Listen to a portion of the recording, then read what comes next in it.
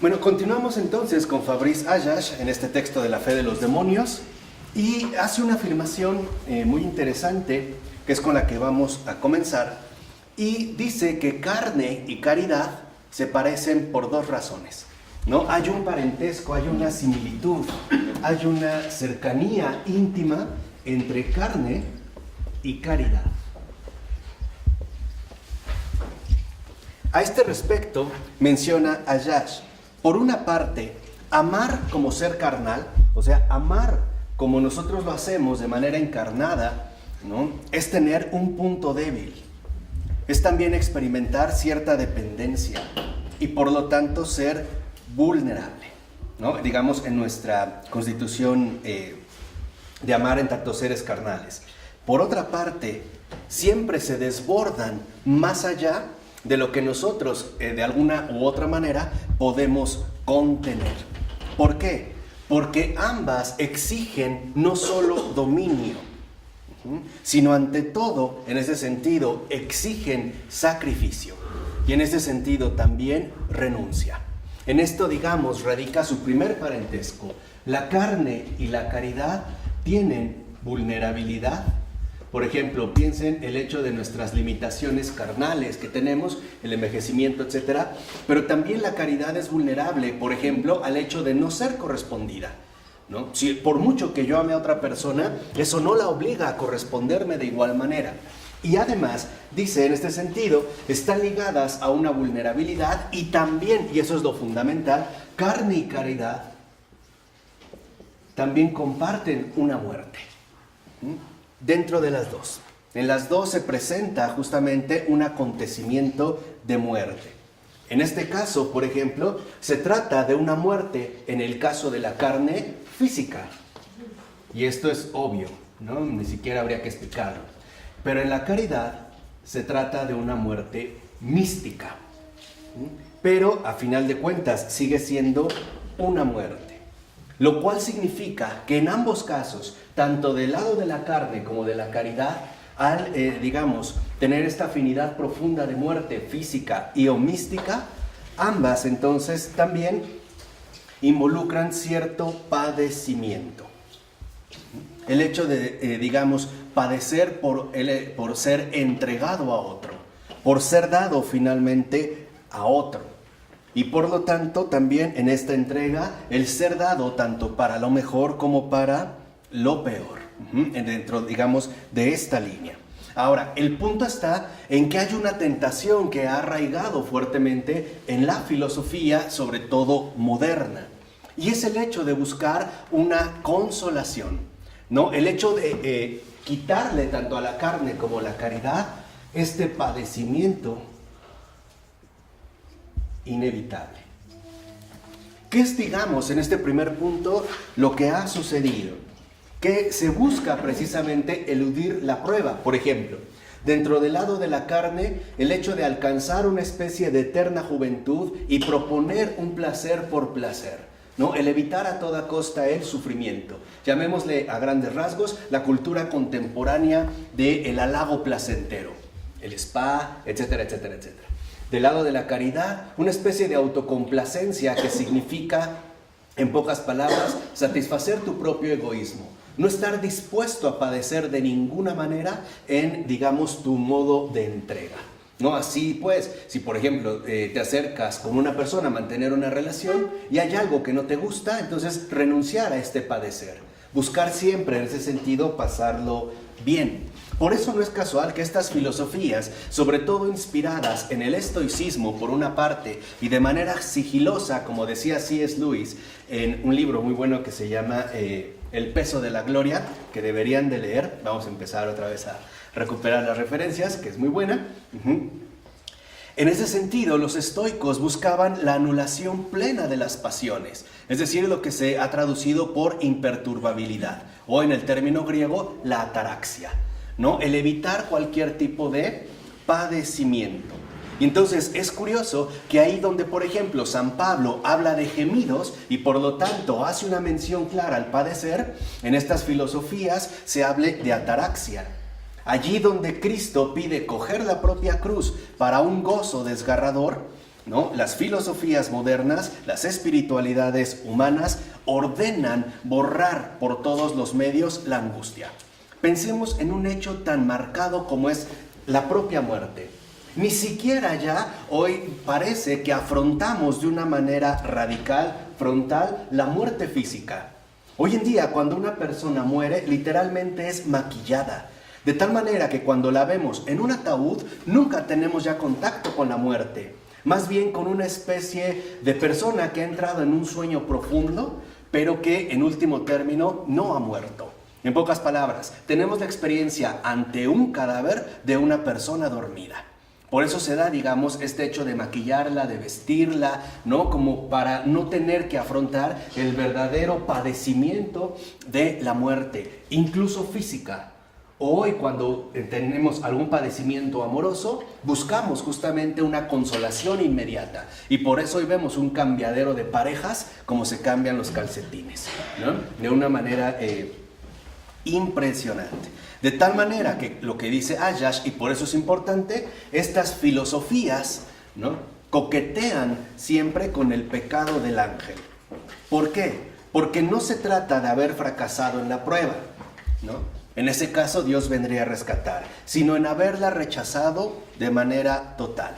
En pocas palabras, porque al ángel, y eso es lo que aquí también se fomenta, le es siempre preferible la autonomía a la comunión. Y eso es lo que de fondo está basado en la anulación del padecimiento. El no tener que verse expuesto a otro. El querer arreglar las cosas siempre por los propios medios. Y entonces evitar de cualquier modo la vulnerabilidad. Ya sea en un sentido precisamente físico o incluso también en un sentido de esta línea caritativo. Por eso estamos ya preparando un curso de filosofía fuerte, porque a partir de ahora y de manera solemne lo decimos, le declaramos la guerra a la autonomía, que es lo que venimos haciendo ya desde siempre. Pero ahora sí, porque ahora no queremos autonomía, queremos eclesía. Yo lo dejo como manera de un anuncio, ¿no? Pero ya está, por así, más de la mitad ya está hecho. Ya nada más falta en este caso transmitir.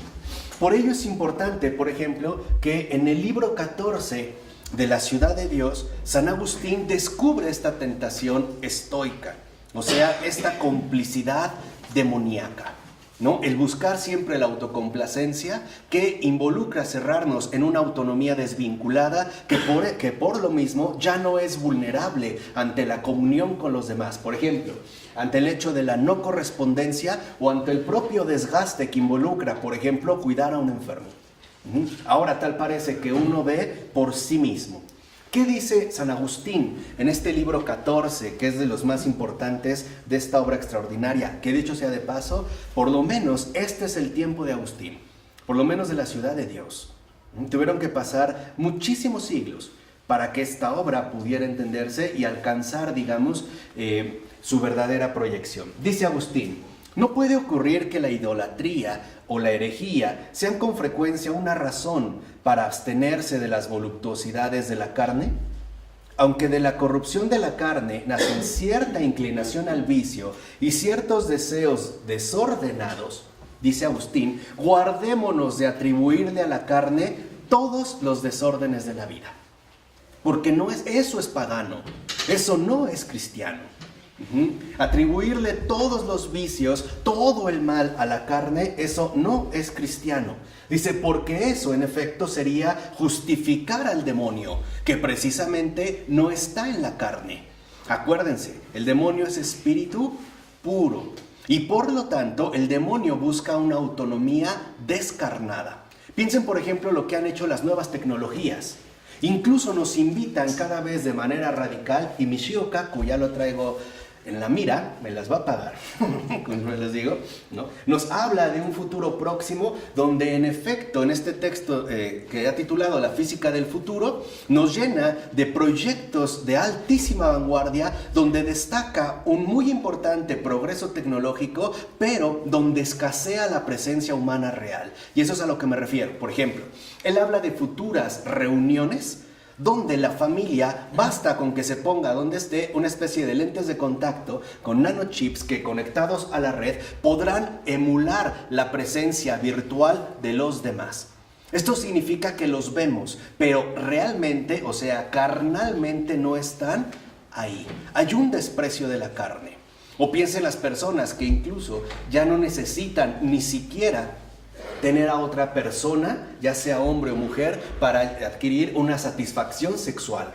Basta con que lo haga con unos lentes de realidad virtual o incluso utilizando un objeto autosatisfactor. Pero hay, en pocas palabras, en nuestra cultura, y ese es un error que debemos de atender prontamente, hay un profundo desprecio de lo humano. En pocas palabras, hay un profundo odio de la carne. Y esto significa que al mismo tiempo hay un profundo odio de la encarnación y de todo lo que conlleva. La idea es que hoy todo se vuelva espiritualizado, no material. ¿No? Así como tenemos conversaciones virtuales, pero que la carne, en efecto, no sea lo fundamental. Por eso nos sigue diciendo Agustín, no se puede llamar al demonio fornicador o borracho, ni acusarlo de algún vicio carnal, aunque nos instigue a esos crímenes. Entonces, en este sentido, para defender el amor, aún así, ¿no?, en lo que tiene de cegador, añade el propio Agustín. Todas las pasiones son buenas o malas según el amor sea bueno o malo. Y esto, o sea, no es la emoción en sí misma la que es buena o mala, sino el amor que la hace brotar. Por decirlo de otra manera, nuestras emociones son medios para adquirir algún fin. Lo fundamental no está en el querer, sino en lo que queremos. Y esa es la gran diferencia. El deseo en sí mismo es algo fundamental para la vida humana, tan necesaria que es el deseo el que nos da tanto fuerza como impulso y muchas veces orientación para seguir adelante. Entonces el problema no está en desear, el problema está en lo deseado, en aquello que en efecto despierta en nosotros nuestro deseo, o por ponerlo en un lenguaje más académico. El problema no es el deseo, es el objeto de deseo que nosotros, en efecto, adquirimos. Y para que se pueda entender desde una perspectiva católica seria y muy profunda esta cuestión del deseo, se puede leer el extraordinario libro de Maurice Blondel que se llama La Acción. Son 500 páginas de una altura increíble, pero desafortunadamente poco conocido. Entonces nos dice además Agustín, a veces, por ejemplo, la emoción, no de una codicia, sino de una sana caridad, nos arranca lágrimas a pesar nuestro. Si se llama apatía a la completa insensibilidad del alma, ¿quién no ve que esa insensibilidad es el mayor de todos los vicios?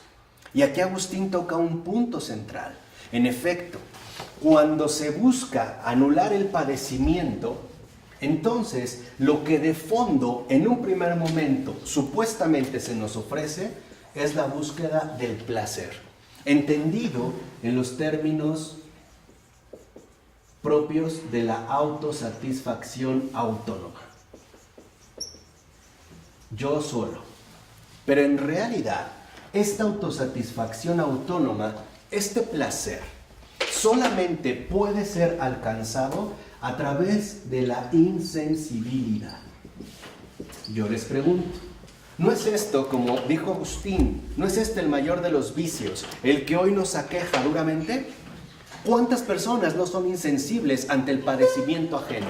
En primer lugar, porque no lo ven, y si lo ven, no los toca, no los alcanza. Mientras ellos estén bien en su guarida cómoda, ¿no?, confortable, con el estómago lleno y la cabeza también, así sea de tonterías, lo demás puede ir y venir sin ningún tipo de importancia, ¿no? Hoy vemos esta insensibilidad al grado de que nos hemos aislado, por ejemplo, con el uso indebido de las nuevas tecnologías que nos evitan el contacto visual o auditivo con todo aquello que nos rodea, ¿no? Hoy a lo que llegamos ciertamente es a ver videos que nos pueden perturbar un poco, pero lo importante no es, por ejemplo, el video que vi, sino que tengo el último modelo de iPhone y además con el de mayor memoria.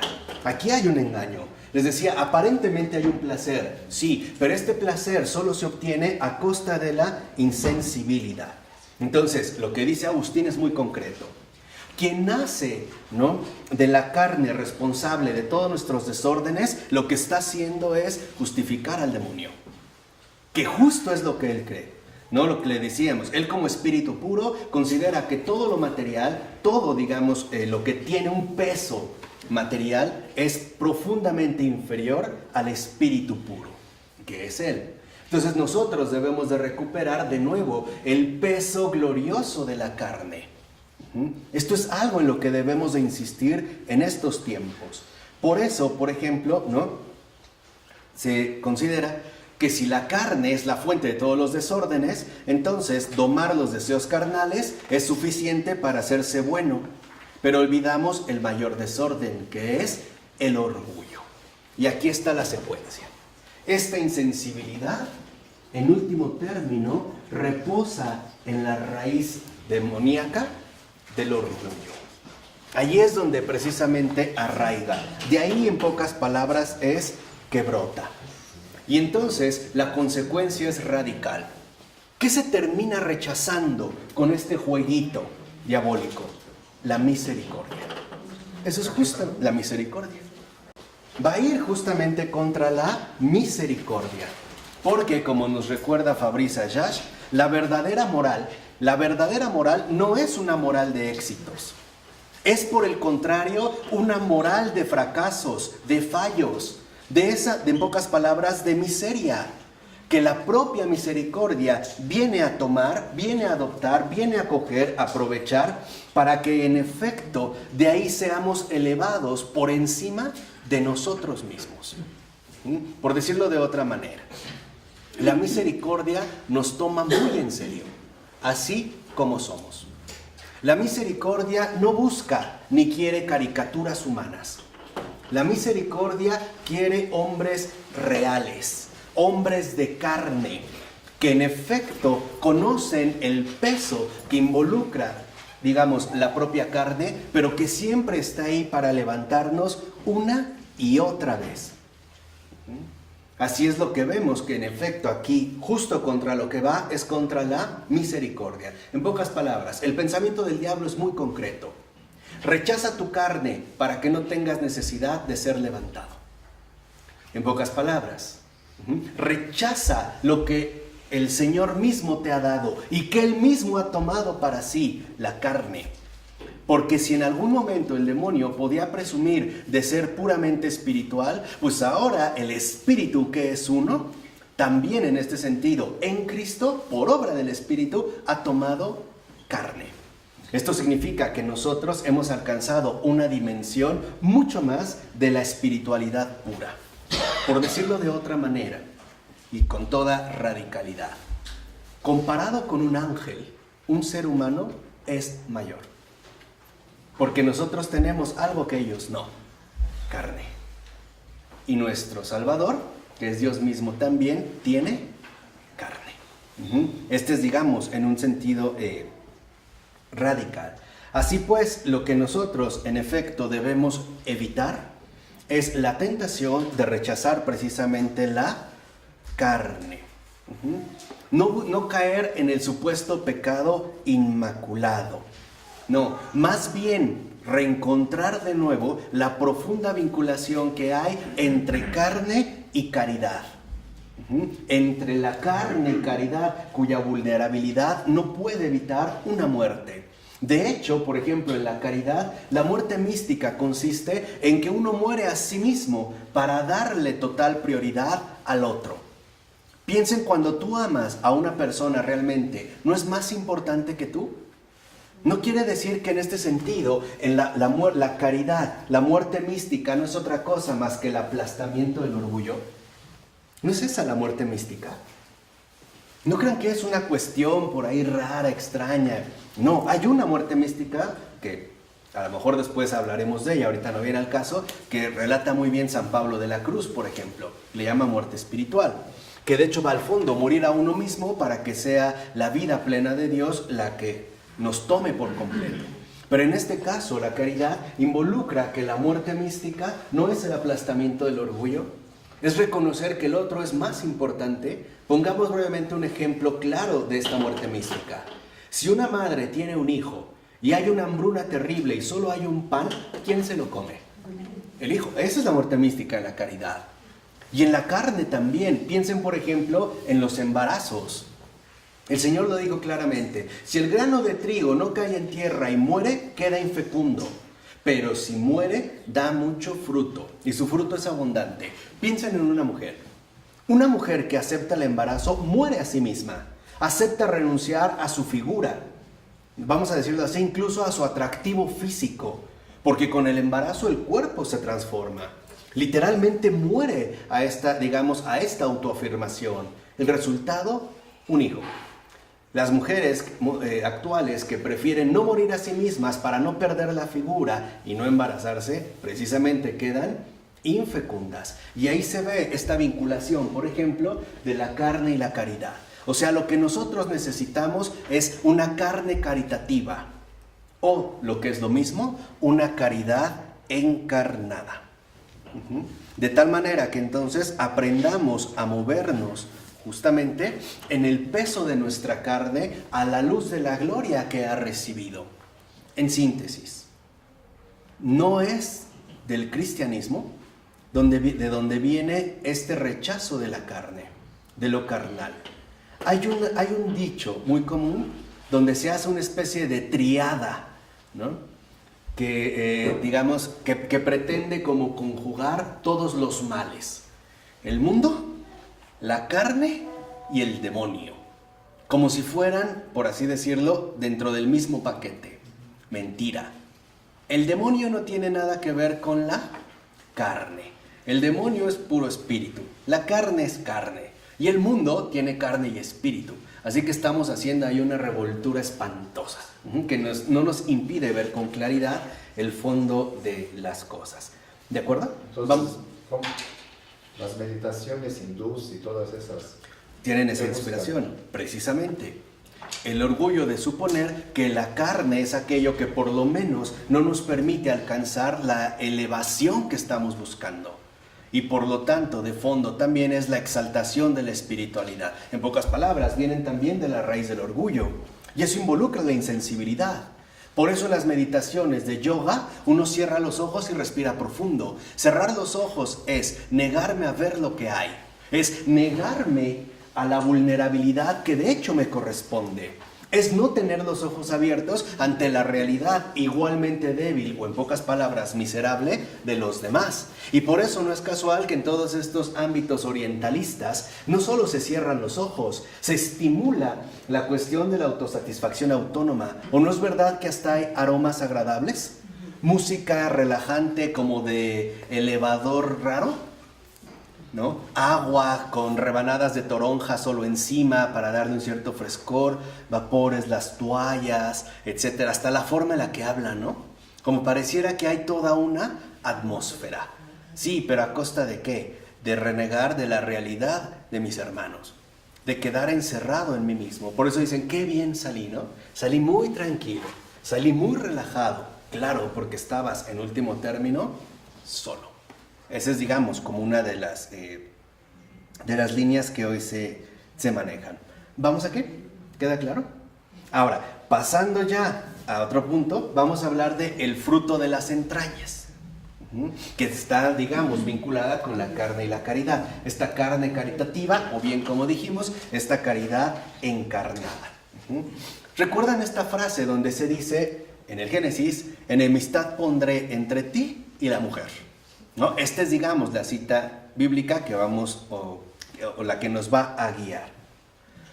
Un clásico, como dijimos entonces, del espiritualismo es demonizar la carne.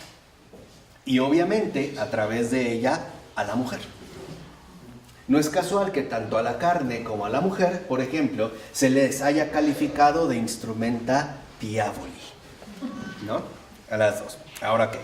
El demonio, por supuesto, está muy contento con esta forma de ver las cosas. ¿Por qué? Porque no hay nada que odie tanto el demonio como la encarnación. Fíjense, en sus primeras palabras que del demonio aparecen en la Biblia es: no comáis de ningún árbol, traicionan la ambición de esta sustancia que no se alimenta de la carne.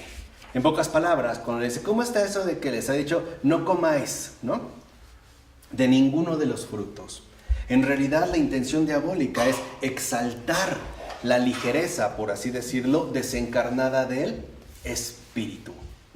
Sabemos que él es literalmente un astuto engañador y presenta la prueba de una manera totalmente torcida.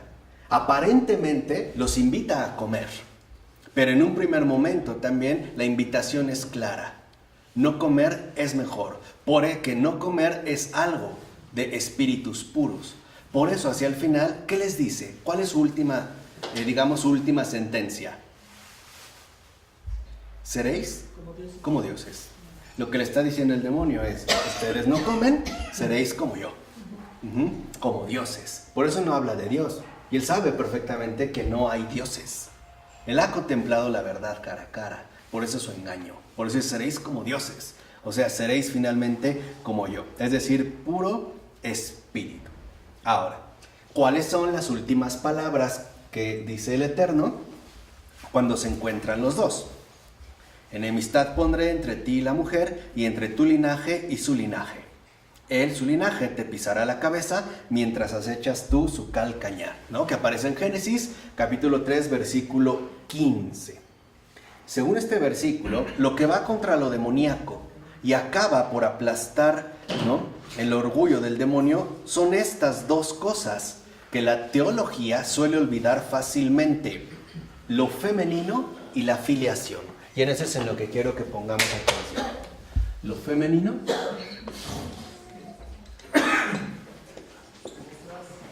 y la filiación.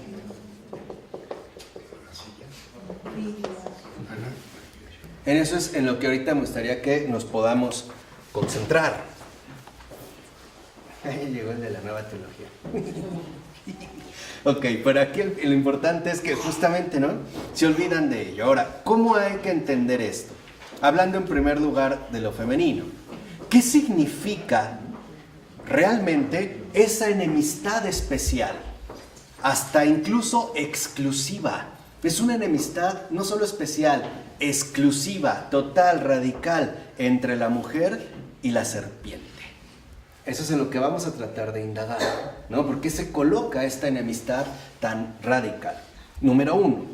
Una vez que Adán acaba de escuchar su castigo, recuerda, ¿no? Y ahora por tu culpa la tierra será maldita y tendrás que, ¿no?, trabajar la tierra con esfuerzo y comerás con el sudor de tu frente, etcétera, etcétera, etcétera.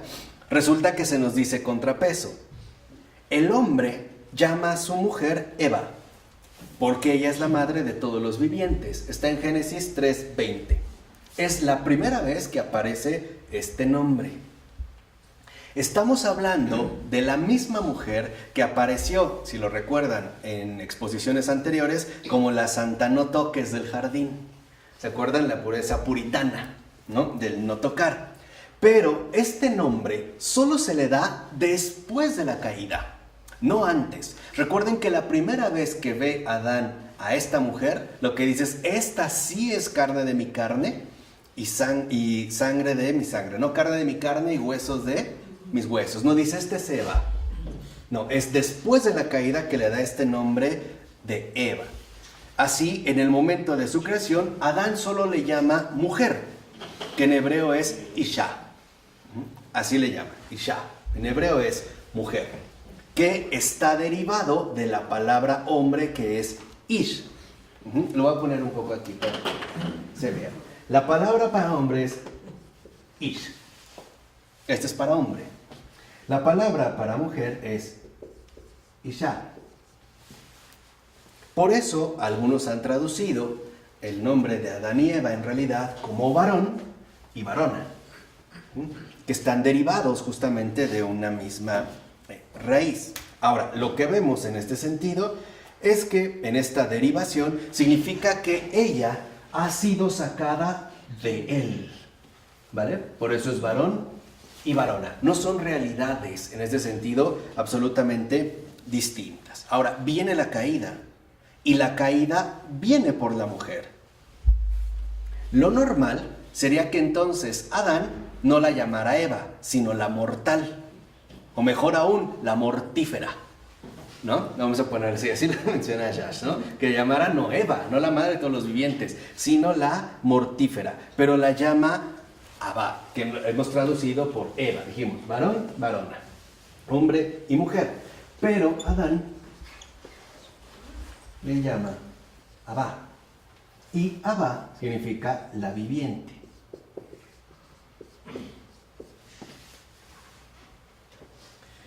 Lo que más sorprende entonces es la yuxtaposición de la muerte en el hombre y la vida en la mujer, cuando se supone que tendría que haber sido totalmente distinta. Por decirlo así, la primera que come el fruto que incurre en pecado es Eva.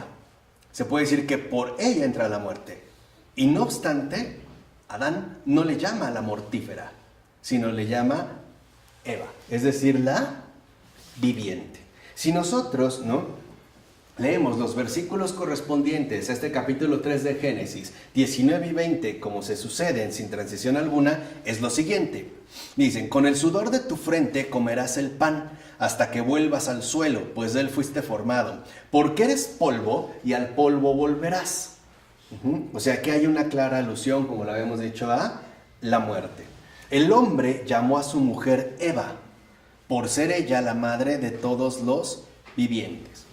En un primer momento, dice Ayash, lo que quizá ante el anuncio de su muerte, lo que debió de haber ocurrido en Adán es que por lo menos diera un grito de espanto o de enojo. Incluso tal vez que se llenara de ira o venganza y se arrojara al cuello de su mujer para matarla. O decirle por tu culpa.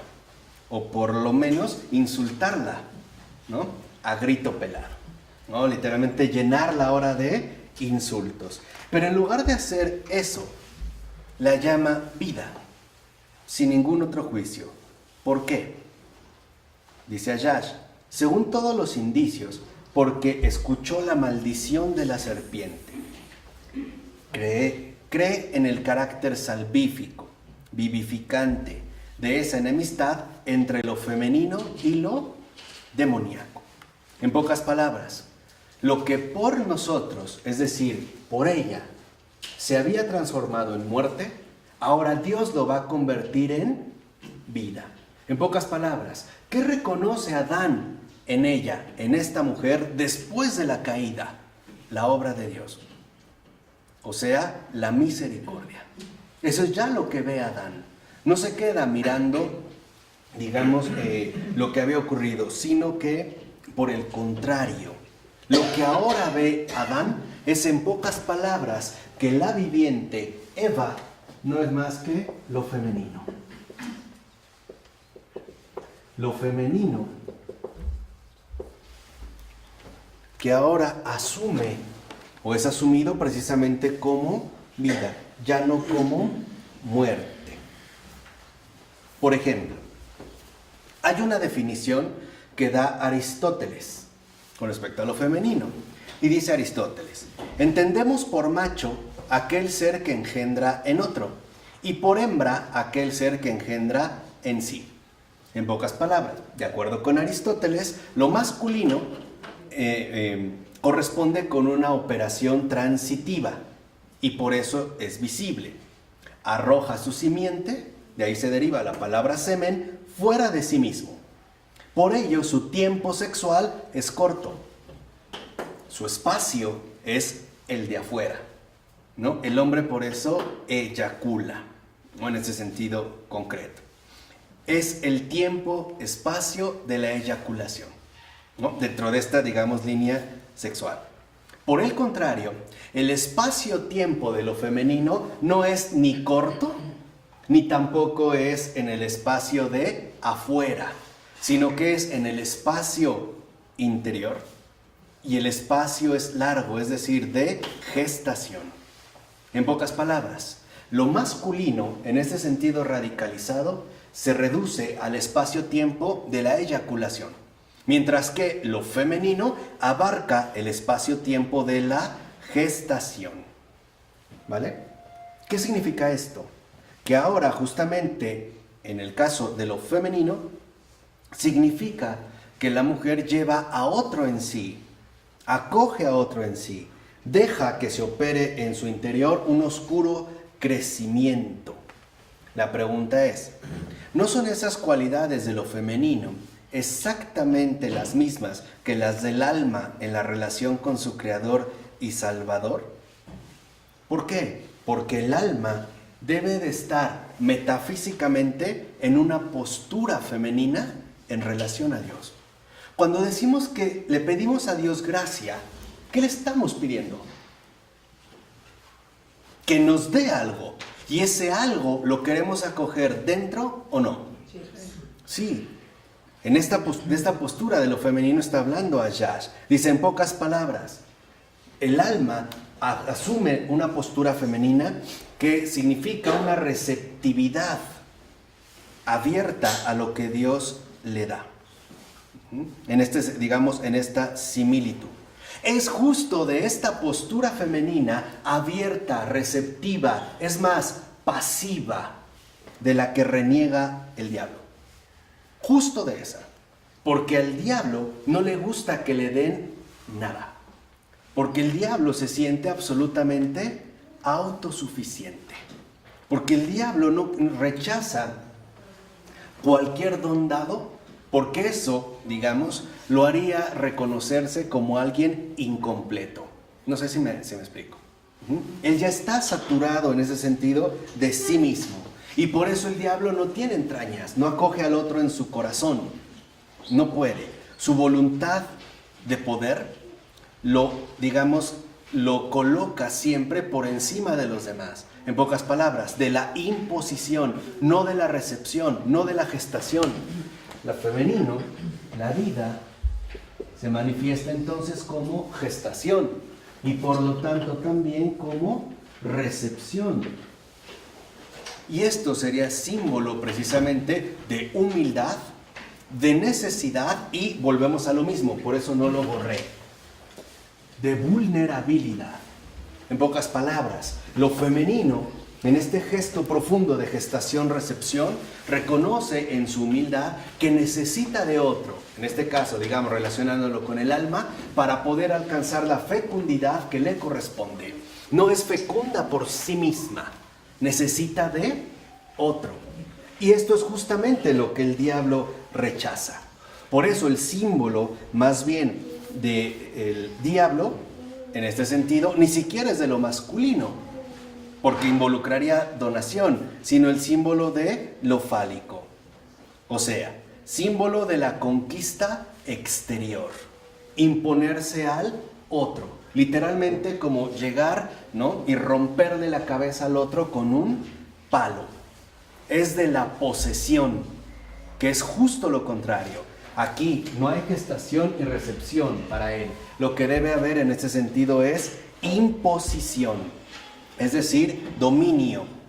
En pocas palabras, en el símbolo demoníaco, lo fundamental es la penetración que impone, que domina y que no quiere recibir nada de nadie. ¿Se entiende esta diferencia? Ahora, en este sentido, ¿no?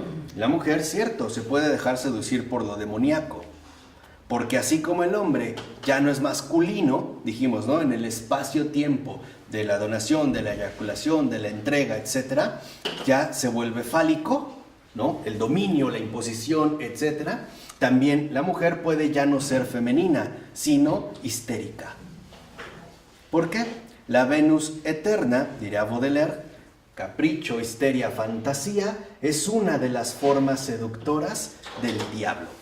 En pocas palabras, esta Venus eterna de la que, por ejemplo, habla Baudelaire en Las flores del mal, es la mujer que renuncia a las profundidades de la matriz, a las entrañas receptoras, y por lo tanto, la mujer que renuncia por completo a ese recogimiento fecundo de lo invisible. Se transforma también en una pura autoafirmación. ¿Queda claro? Por eso, en un primer momento, se puede pensar que la enemistad entre la mujer y la serpiente significa en general la receptividad a la gracia, en contra de la cerrazón a esta gracia, de la imposición del dominio. Y por eso se remite a una forma particular, la Virgen. La Virgen Santa, cuya matriz es abisal y justo no es alcanzada por lo fálico. Por eso hablamos de una inmaculada concepción. Está fuera, o sea, literalmente la Virgen María es la encarnación plena, la realidad plena de lo femenino, al grado, en esta apertura hacia lo invisible, que ni siquiera ya necesita de lo fálico, en este sentido, sino de la fecundación que opera, en este caso, el Creador con su criatura. Ahora, la tradición, ¿no?, muestra precisamente a la Virgen pisando a la serpiente con los pies. ¿Sí ubican esta imagen? ¿No? Que es, digamos, como muy común. Ok, fíjense esto, ¿no? Como en instinto delicado. Y hay algo que llama la atención. Esta pisada mariana, esta pisada de María sobre el demonio ocurre como algo sin esfuerzo, como sin lucha, literalmente como si no ocurriera nada. Fíjense algo hermosísimo. María no vence a la serpiente, al diablo, como el arcángel Miguel, ¿no? San Miguel derriba por tierra al dragón, hasta lo hemos visto, ¿no?, con espada o apuntándolo, y así se ve hasta el pie, ¿no?, en lucha, ¿no?, con trabajo, o sea, activamente. No, Nuestra Señora se mantiene sobre la serpiente como si ésta no estuviera debajo. No se preocupa por ella, ni siquiera se fija dónde está puesto su talón. No, en pocas palabras, todo su ser, en su feminidad, no es más que acogida del Altísimo. En pocas palabras, si aplasta a Satán, es por añadidura, no porque sea una confrontación directa. Y lo hace porque no cesa de ser un receptáculo desbordante de gracia. Por eso ella aplasta a Satán mejor que el propio arcángel Miguel. Porque la Virgen María, al ser justamente este receptáculo desbordante de la gracia, lo priva incluso del prestigio del combate. En pocas palabras, ni lucha le da a la Virgen, ni eso puede. Ni siquiera como que entrar a luchar y decir, bueno, perdí, como a veces es el consuelo de muchos perdedores, ¿no? Ay, me pegaron, pero también le di, ¿no? Sí. Un poco, ¿no? Con este orgullo. Bueno, con la Virgen, Satanás ni eso puede. Ni siquiera tiene la posibilidad de la lucha. ¿Por qué? Porque la Virgen María, en este caso, que es lo femenino, es recepción desbordante de la gracia. La Virgen María, literalmente, ¿no?, nos muestra que la única manera de vencer al demonio es a través de recibir de manera plena la gracia de Dios. Ya, al grado de que ni siquiera uno se preocupa por eso. Como ella, se lo ve siempre está tras la serpiente bien tranquila. No está viendo a ver si me vaya, a ver quieta, así como poniendo peso, no te muevas. No puede. Por eso, por ejemplo, Grignon de Montfort escribió en el Tratado de la verdadera devoción a la Virgen María.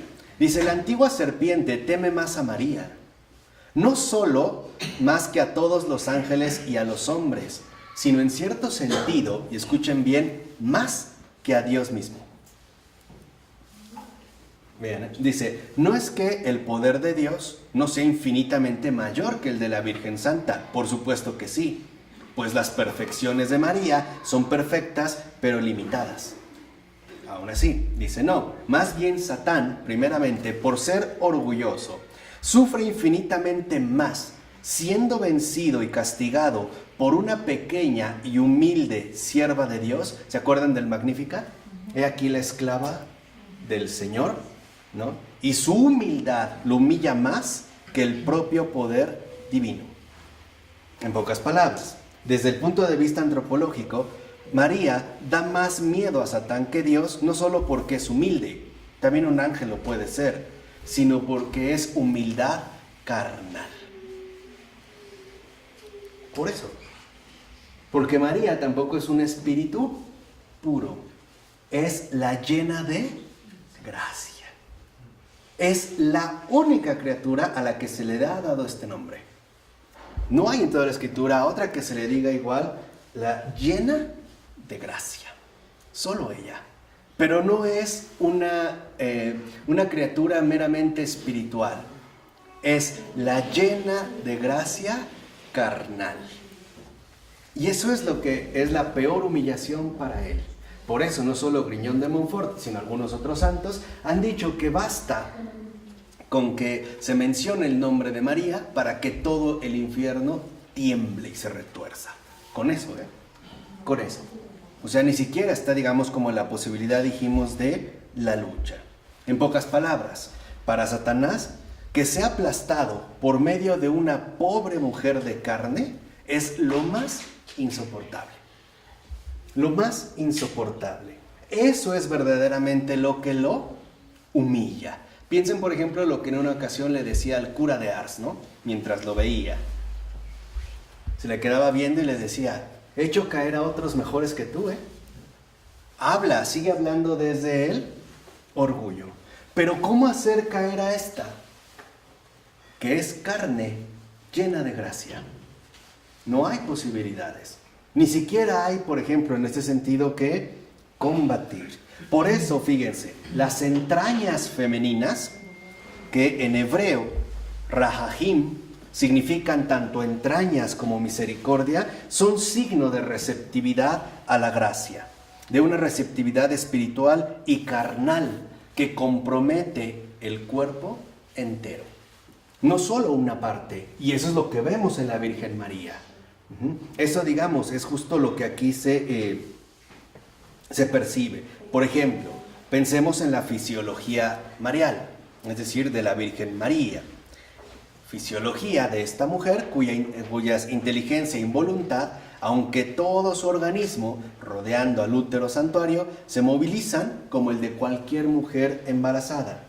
Pero aquí, para nutrir al Verbo, por estar encinta de Dios, o sea, ese cuerpo femenino como un templo más vivo y más vasto que el de Jerusalén, ¿no? Ese vientre tabernáculo más sagrado se vuelve incluso más sagrado que cualquier tabernáculo de las iglesias. Porque a final de cuentas, por ejemplo, ahorita el Santísimo está en un tabernáculo, pero de piedra. Y aquí vemos un rasgo fundamental, que de hecho es lo que María quiere en cada uno de nosotros. Lo que quiere es que esta recepción desbordante de la gracia se transforme precisamente en entrañas. Estas entrañas receptivas, ¿no? Totalmente abiertas a la obra de Dios, como ella que ha concebido justamente al Hijo de Dios. Así quiere también que nosotros recibamos a Él, de tal manera que en nuestra alma la contemplación del Padre, en efecto, ¿no? se dirija a nosotros con las mismas palabras que a Jesús. Este es mi Hijo muy amado. Al vernos, precisamente, ¿no? Que se vuelvan entrañas, ¿no? vivificantes, que se vuelvan entrañas de vida.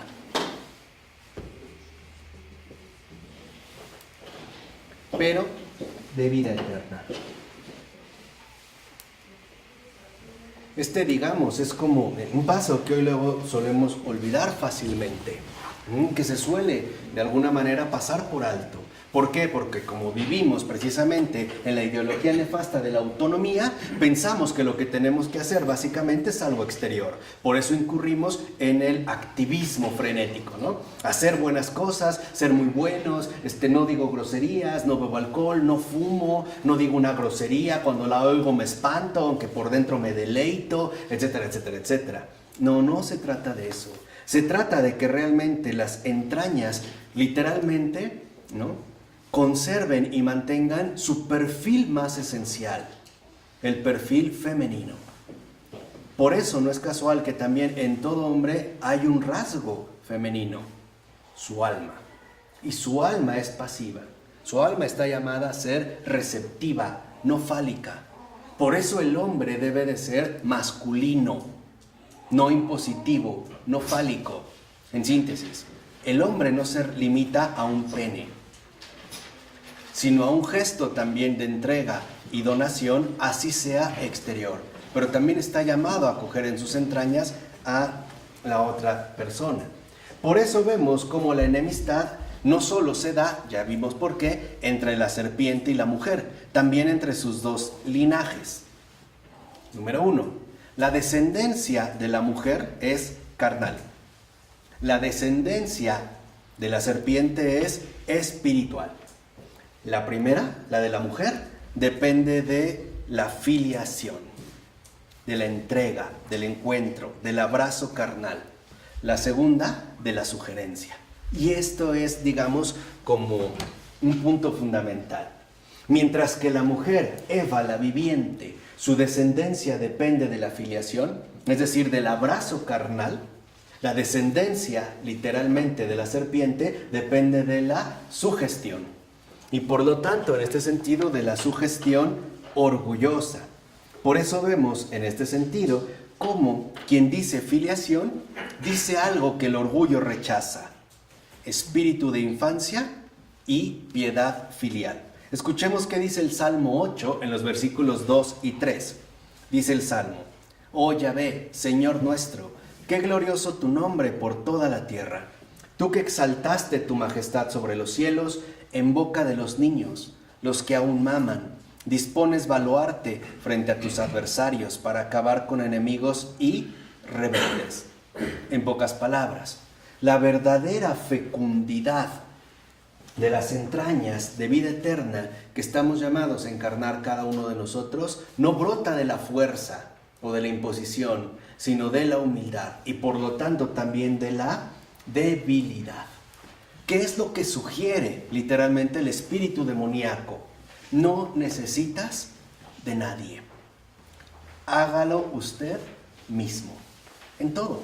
No por eso hasta hay, digamos, grupos de autoayuda que hablan de que quiérete a ti mismo. Es que si no te quieres a ti, pues ¿cómo vas a querer a los demás? Empieza por ti, trátate bien, apapáchate, quiérete, ¿no? Consiéntete, date un capricho, te lo mereces. Pero a costa de imponerte como una fuerza. En pocas palabras, a costa de mostrarte como un dominio. Y por lo tanto, no como un filio, es decir, como un niño. El niño no impone, el niño recibe, ¿o no? Piensa, por ejemplo, en este gesto tan radical de entrega. Ahorita que veo a mi niña chiquita aquí, ¿no? Me da mucho gusto. Ya está en el auditorio. Pero ese es un gesto radical de entrega. Un bebé se pone en tus brazos. Lo puedes dejar caer. Literal, ¿eh? Literal. Hay una entrega incondicional. Si hueles bien, si no hueles bien, si lo cambias, llorará, protestará. Pero no puede hacer más. Se da, ¿no? Digamos, de entrada se da. Se pone en tus manos. ¿Y por qué se pone en tus manos? Porque la base fundamental de la existencia humana es el contacto carnal. Por eso tardamos tanto tiempo en caminar. Porque lo que más nos va a dar fundamentos para nuestra vida posterior es el haber sido sostenidos en brazos de alguien más. El saber que no estamos solos, que hemos sido acogidos por otra persona, tanto desde dentro como desde fuera. Por eso no es casual que cuando nace el niño se lo dan a la madre y por lo regular después al padre, que ojalá esté presente, ¿no? O que por lo menos se sepa quién es. No solo a ver qué pasa el papá y el esposo, no vamos a ponernos ahí de acuerdo. Pero esto es fundamental, el recuperar nuevamente este contacto, el cual compromete toda nuestra carne. Por eso, en nuestra experiencia humana fundamental, nuestra memoria no es meramente una memoria psicológica. de sucesos pasados. Es una experiencia encarnada, es decir, real. Por ejemplo, si a los 4 meses de vida, que yo no tengo conciencia desarrollada, porque no la necesito en realidad, ¿no?, me presentaron ante mi papá y mi papá me empujó y dijo, yo a este niño no lo conozco, no lo quiero, yo no me acuerdo psicológicamente, pero ese contacto se quedó en mí, forma parte de mi experiencia encarnada y por lo tanto parte de mi memoria. Y eso es lo que genera muchos trastornos en la vida posterior. No solamente son abusos sexuales al estilo freudiano, son contactos indebidos, imprudentes, negligentes. A veces basta una sola mirada, porque la mirada también toca. ¿O no es verdad? Hay miradas que se sienten como una bofetada, como una ofensa. Hay algo que también alcanza. Por eso debemos de ser muy delicados. Lo veremos adelantito con San Teófanes el Recluso, con nuestra propia realidad humana. Así pues, entonces, lo que vemos es que antes de ser maduros, los hombres, los seres humanos, tenemos que ser niños. Los ángeles nacen adultos, libres, perfectos en el acto. Nosotros no. Nosotros atravesamos todos esa etapa de vulnerabilidad, de dependencia extremas. Y por lo tanto, también, no solo está este factor, está otro factor mayor.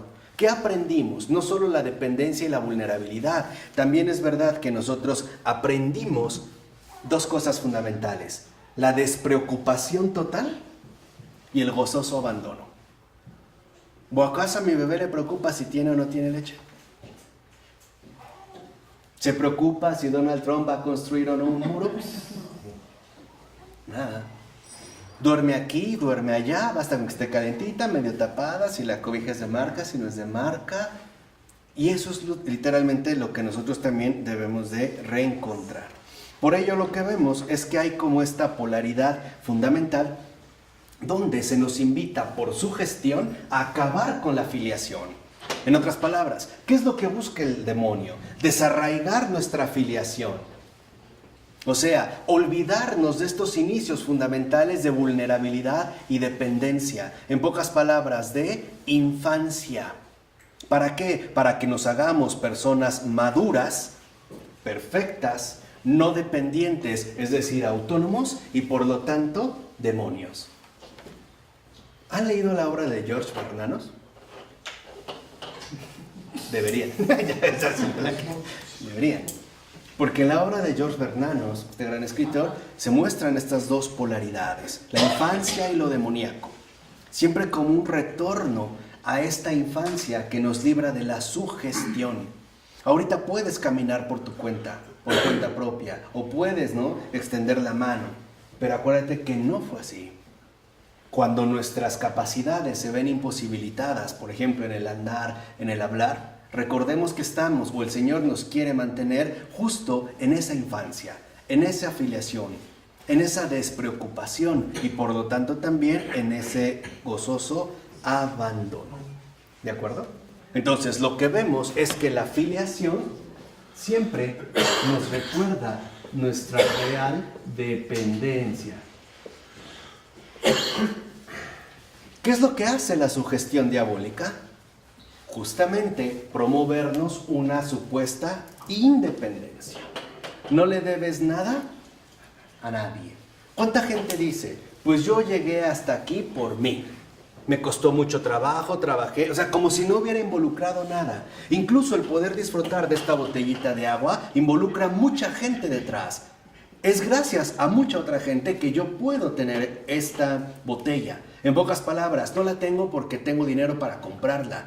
Es porque hay otras personas que la han hecho posible que llegue a mis manos. Nunca soy autónomo. Nunca soy independiente. Ni siquiera el que diga, pues yo cosecho mis propias verduras con el trabajo de mis manos. ¿Y la tierra quién te la dio? ¿Y la fecundidad, la fertilidad de la tierra, de dónde viene? ¿Acaso tú la pusiste? ¿Acaso tú creaste la primera semilla de lo que ibas a sembrar? Siempre partimos de lo ya dado. Siempre. En pocas palabras, nunca empezamos precisamente de cero. Así lo que busca el demonio es que nos creamos constructores y dueños de nuestra propia vida. Por eso fíjense aquí, Ayash cita una frase muy interesante de Bernanos sobre Hitler. ¿Qué dijo Bernanos sobre Hitler? Dijo: el señor Hitler no ha hecho más que realizar los sueños de su edad madura. En otras palabras, ¿por qué Hitler puede presentarse como alguien tan maligno? Porque ha dejado de ser niño. Porque busca la realización, ¿no?, de ese tercer Reich, de ese reino milenario que ve, que palpa, que toca, ¿no? Cuando habla de él parece que lo tiene enfrente, literalmente, ¿no?, de sus ojos. Ha dejado de ser niño. Literalmente se presenta como total adulto. ¿Por qué? Dos razones. Primera, los sueños de la edad madura son sueños de dominación. El adulto quiere dominar. Por el contrario, los sueños de la infancia son la admiración. ¿O no es verdad que para un niño todo es fascinante? Todo es fascinante. Todo. Todo es increíble. Para nosotros ya no. Cuando ya empezamos a entrar a esa etapa madura, para nosotros todo debe de tener un propósito, un beneficio. Es decir, se debe de someter a nosotros. Ejemplo, tal vez un niño va y ve una flor y se asombra, ¿no? La toca. Yo la agarro y a lo mejor la corto para ser muy romántico y dársela a mi esposa. O la piso porque no me gusta o porque me estorba. Ya no hay admiración, solo parece ser que hay dominación. Por eso es que para nosotros la infancia es la reserva fundamental de humildad. En pocas palabras, también tuvimos una larga infancia, todos, para que no se nos olvide de dónde venimos y cómo comenzamos. Incluso para moverme a algún lado necesitaba necesariamente de alguien más. ¿O no? Piensa en el hablar. La visión madura, moderna, psicologista de estos tiempos nos dicen: aprendió a hablar. No aprendió, le enseñaron a hablar. Y le enseñaron un montón de personas. No solo su mamá y su papá. Desde la cajera del súper que la vio y le dijo: ¡ay, qué bonita niña! Y le transmitió una enseñanza, aunque no la volviera a ver. Hay mucha gente involucrada. En pocas palabras, la autonomía es una vil mentira. Por eso les decía, a partir de hoy, una guerra declarada contra la autonomía. Venga de nuevo la eclesía. Ya lo verán con Charles Taylor, Dreyfus, filosofía, Henri de Lubac, catolicismo y algunos otros que irán saliendo. Pero es importante retornar a la eclesía. Por eso, en pocas palabras, ¿qué es la infancia? La fuente fundamental de la renovación. Esa es la infancia. La infancia es una real dependencia y por lo tanto es una fuente real de renovación. Cuando la sugestión diabólica nos quiere arrancar de la infancia, también lo quiere hacer porque sabe perfectamente bien que cuando nosotros nos olvidamos de lo que realmente somos y fuimos en principio y nos creemos ya adultos y maduros, ya no tenemos posibilidad de renovación. Por el contrario, lo que nos sigue son dos cosas: decrepitud en un primer momento y agotamiento, o sea, un envejecimiento tanto exterior como interior. Por eso el espíritu de infancia, hay que entenderlo, no solo es docilidad a una providencia paterna, disposición a la gracia.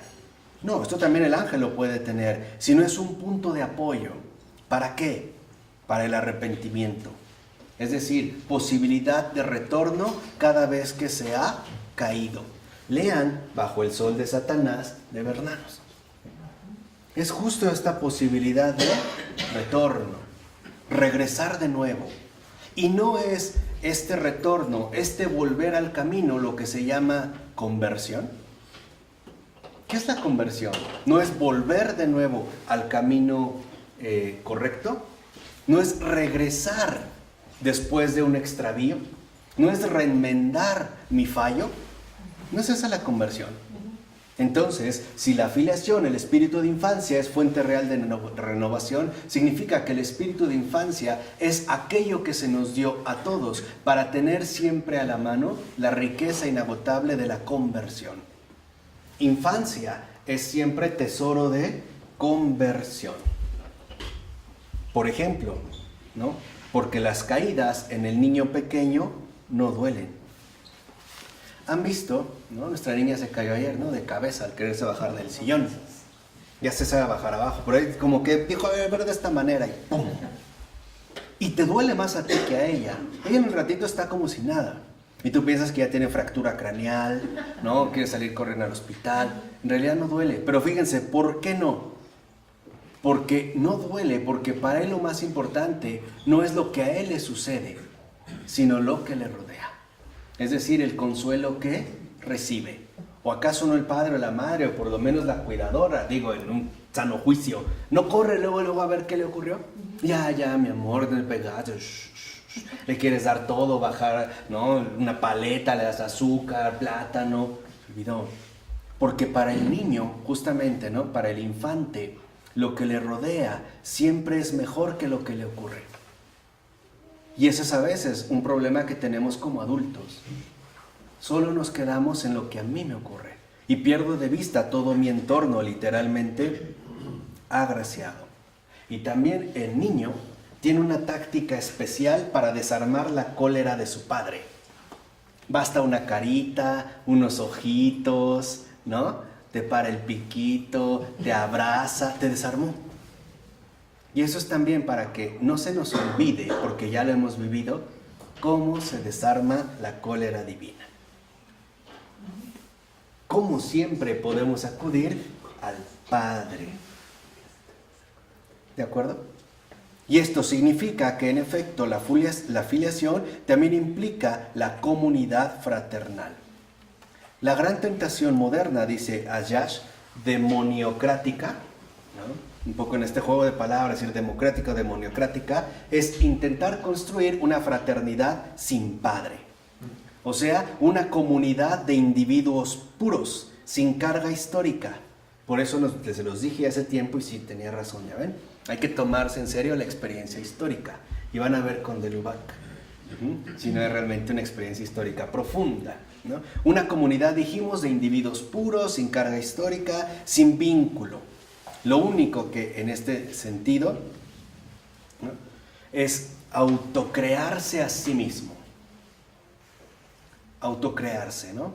Escoger aquello que en efecto a mí me convenza. Por eso al diablo no le importa reconocer en Dios al Creador, pero reconocer en Él al Padre, eso sí que no. Eso no, porque nos volvería de nuevo al ámbito de la filiación. Y sobre todo después de que el Hijo se hiciera carne. Y por lo tanto, después de que el Padre se haya vuelto justamente por esa encarnación, el Padre de esos sucios animales, poco racionales y asquerosos seres humanos. Y que además es Padre tanto en sentido espiritual como en sentido carnal. Por eso, en pocas palabras, el demonio evita que recordemos que ser creyente es, en pocas palabras, ser hijo. Reconocer que tenemos a un Padre. Sin ese arraigo filial, dice Ayash, nuestra fe no puede hacer otra cosa que deslizarse, tarde o temprano, hacia lo demoníaco. Acuérdense lo que dijo el Señor: si no os hacéis como este niño. Pues ahora que el resucitado está, ¿no?, en este tiempo pascual muy presente, pues pidámosle ciertamente que nos conceda recuperar de nuevo la filiación, esa experiencia filial que nos constituye y que nos pone al descubierto lo que realmente somos, hijos suyos. ¿De acuerdo? La cancelación de María en este contexto por los protestantes, ¿cómo le encanta al demonio? No, es que si se cancela a María, entonces ya no hay una recepción desbordante de la gracia. Entonces ahora ya no hay entrañas de vida eterna, ya no hay acogida literalmente, ¿no?, para lo que el Señor da. Por eso ahora ya no se trata de recibir la gracia, sino de leer la Biblia. Por eso se va a concentrar en la victoria, en la lectura. Y esa es una de sus mayores victorias. Como si leer la Biblia fuera suficiente. Como si con eso lo tuviéramos todo. Y además, acuérdense, ¿no? Basados en la propia interpretación, en la propia iluminación que el Espíritu me da, ¿no? Como les gusta decir a ellos. Falso. Si se elimina María y el alma deja de ser femenina, entonces se convierte en impositiva. Espíritu de dominio, de imposición, de lectura, y por lo tanto en el juego inacabable de las autoridades sobresalientes, ¿no? O sea, de las lecturas que se imponen unas sobre otras. Ya no hay receptividad, ya no hay humildad, y por lo tanto no hay manera de encarnar de nuevo la auténtica filiación. Ya no hay dependencia, ya no hay renovación. Ahora se busca precisamente la independencia. Porque acuérdense que sin madre, en realidad, tampoco hay hijo. Tampoco hay hermanos. Y si no hay hijo, tampoco hay hermanos. Y tampoco hay padre. No hay nada. No, sí, perdón. La sola escritura. En nombre del Padre, del Hijo y del Espíritu Santo. Amén.